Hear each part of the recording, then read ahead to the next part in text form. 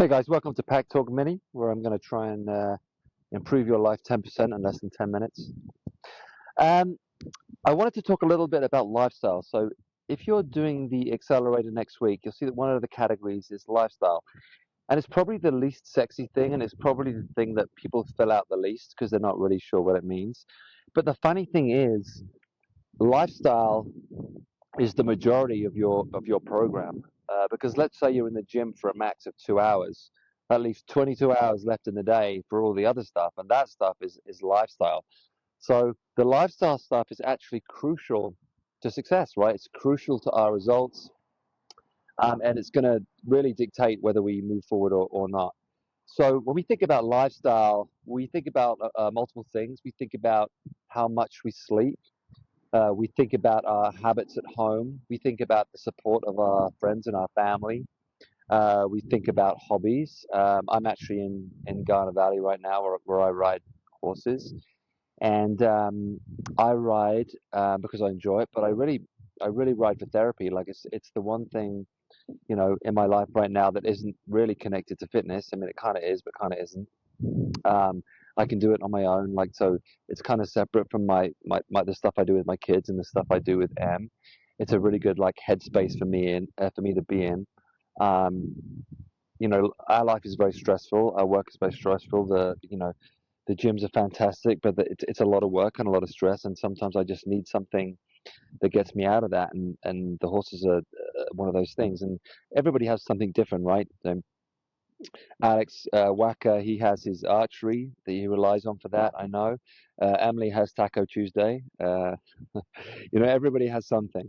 So, it's important. Those things are important to our mindset and our well-being. So, when I look at lifestyle, and sleep is a really important thing for me. I'm not good on low sleep. I only had 4 hours last night because I don't know whether it was a full moon or what was going on, but I woke up at 2 a.m. and the moon was shining bright, and I was like, God, it's so bright. And then, unfortunately, my youngest kid, Levi, for whatever reason, wet the bed and was like, Daddy, Daddy, Daddy. So at like 3:30 a.m., I had to change him, get him out of his wet things, and deal with that situation. And then I was getting up at 5 because I promised some of the guys at the Idlewild gym that I'd work out with them at 6 and do this high rocks workout, and I committed to that, and I didn't want to let them down. So I was like, well, I guess I'm just getting 4 hours of sleep, which, as you guys know, is less than optimal and not something I would ever recommend. And it's no way to live. But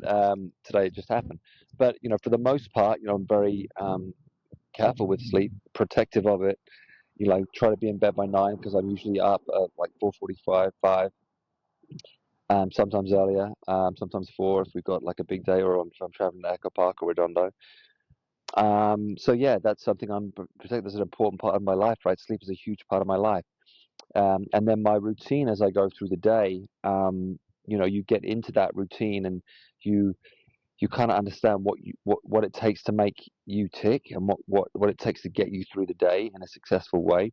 We all work differently. We all need different things around us you know, to create a good working environment. We all need to surround ourselves with the right people. Having bad influences in our lives and people who are kind of toxic, it's always a bad idea. And having like whether it's something to look forward to, like we try to get our kids in bed by 7:30, and that usually ends up by the time they go to sleep, it's 8 or 8:15 even.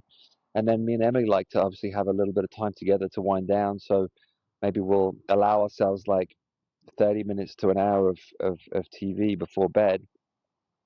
That's really, partly it's because we just want to wind down and relax and we just want to enjoy something together. We've been married for coming on 9 years. So um, it's, you have to find time to be together. And to add to that, like committing to like a date night every now and again. We went to see the new Springsteen movie the other night, and we got someone to watch the kids, so we could go out and have dinner and watch a movie. And we try our best not to talk about work, but it always kind of creeps in. But yeah, all of these things that these are all lifestyle things, right?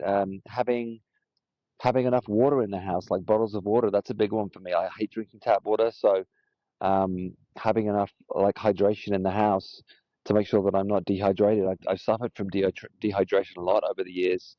And part of it is because, I'm doing a lot, so I need to hydrate a lot. And also, I drink way too much coffee. It's a bad habit. It's also a lifestyle thing.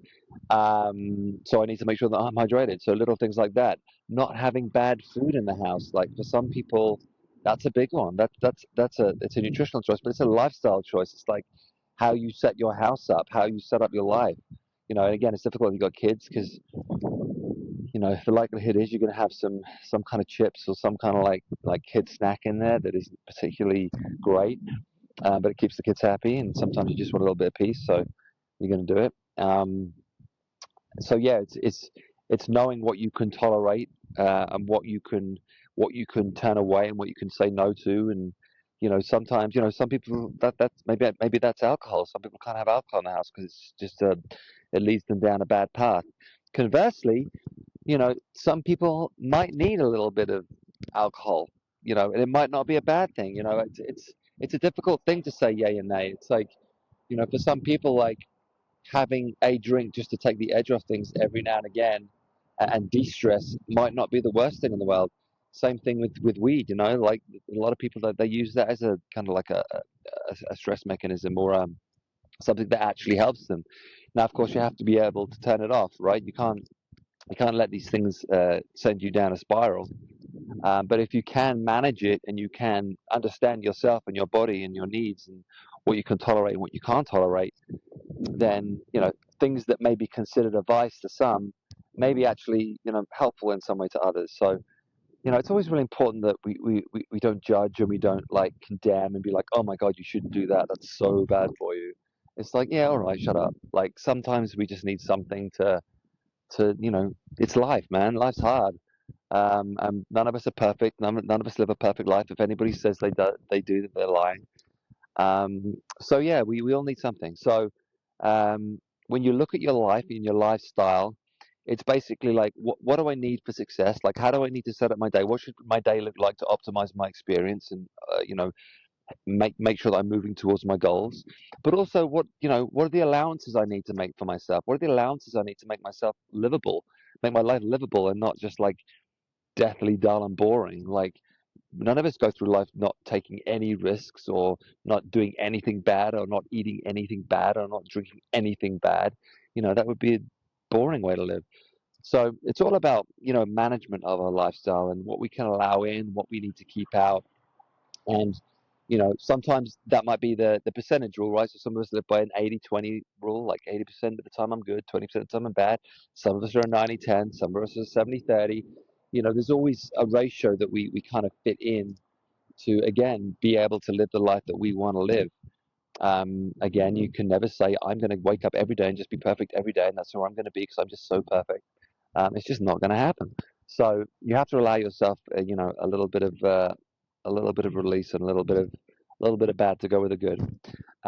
So yeah, if you are doing the accelerator next week, we are going to talk about lifestyle in next week's seminars. And if you have got time in your survey, just fill out a little bit on lifestyle if you can. We will discuss it together, and also in the school app, which you should all now be on. We'll talk about lifestyle. We'll give some hints. We'll give some tips. Everyone will join in, and they'll let you know what they do to survive and to thrive. And yeah, we'll all share ideas. All right, guys, that's it for today. That's less than 10 minutes. I think that's 8:55. So I held true to my promise. Maybe I changed your life. Maybe I didn't. But either way, I hope you got something out of it. And I'll speak to you guys soon. All right, take care. Bye.